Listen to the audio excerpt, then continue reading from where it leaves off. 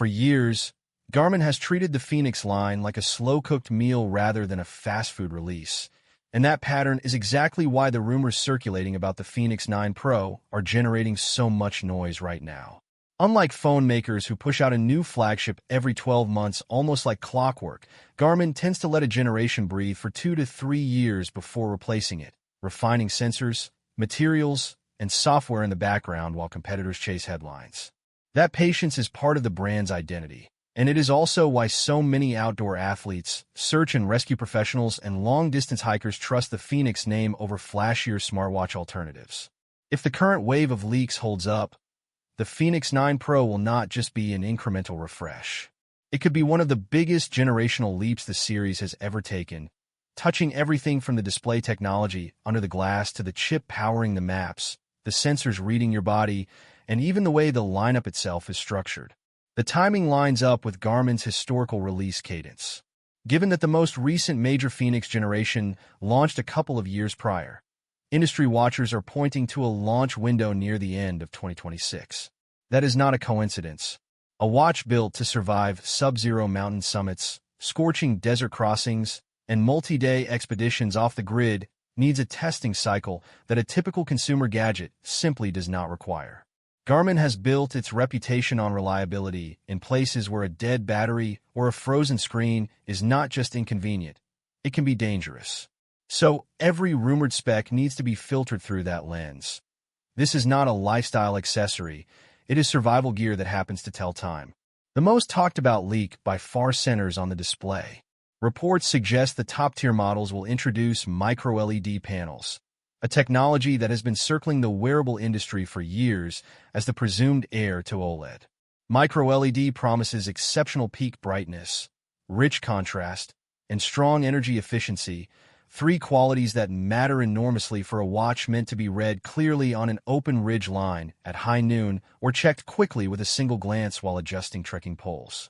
Unlike a phone screen you can shield with your body, a wrist-worn display has to fight direct sunlight constantly, and that is precisely where older LCD and even some OLED panels have historically struggled.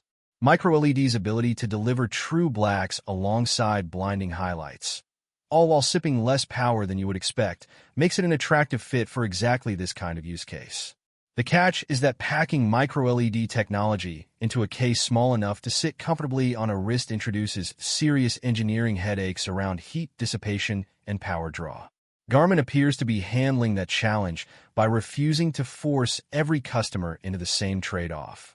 Instead, leaks point to two distinct display paths depending on which tier you choose. One option is a brighter AMOLED-style panel for users who want punchy colors and crisp graphics and are willing to charge more frequently in exchange. The other is a highly efficient memory-in-pixel display, similar in spirit to what longtime Fenix owners are already used to, but paired this time with solar charging support for those who care more about squeezing out weeks of battery life on a single charge than they do about screen vibrancy. It is a smart way to serve two very different customer bases without diluting either experience. Stacked on top of that hardware decision is a rumored variable refresh rate system, something that sounds like a small detail but could make a meaningful difference in daily battery performance. The idea is straightforward.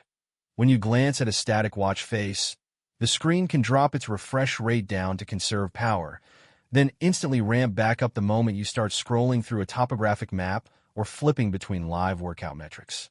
This kind of adaptive behavior has already proven itself in phones and high-end televisions, and bringing it to a rugged outdoor watch suggests Garmin is borrowing smartly from consumer electronics playbooks while keeping the core use case, extreme durability, fully intact. On the design front, do not expect a radical reinvention. Garmin appears to be sanding down the rough edges of the existing Fenix aesthetic rather than starting from scratch. Rumors point to slimmer bezels, a thinner overall case, and improved weight distribution on the wrist, changes that should make long or more comfortable without sacrificing the rugged look the series is known for. Crucially, the titanium build and sapphire crystal glass that have become signature elements of the higher-end Fenix models are expected to remain, which will be a relief to longtime fans who value that combination of toughness and refined materials over a purely plastic, disposable feel. Underneath the case, The leaks suggest an equally significant leap in raw computing power. A new 64-bit chip architecture is rumored to be at the heart of the Fenix 9 Pro, and if accurate, this should translate into noticeably faster map rendering, quicker route recalculation when you go off-trail, and snappier general navigation compared to older models that could occasionally feel sluggish when processing complex offline map data. Alongside the chip upgrade, storage capacity is rumored to double on premium tiers, climbing as high as 64 gigabytes. That is a substantial jump, and it matters more than it might seem at first glance. 64 gigabytes is enough room to store full offline topographic maps for multiple regions, detailed satellite imagery, a sizable music library for long runs, and years of accumulated workout history, all without needing to manage storage or delete old data in the middle of an extended trip somewhere remote. Physical controls are getting attention too, and here the leak is particularly interesting because it hints at a genuinely new interaction method rather than just a spec bump. Patent filings suggest Garmin has been testing a rotating crown that would work alongside the traditional button layout rather than replacing it. This matters because touchscreens, however convenient in everyday life, become unreliable fast in the kind of conditions Fenix owners actually operate in. Heavy rain, freezing temperatures, or thick gloves that make precise taps nearly impossible.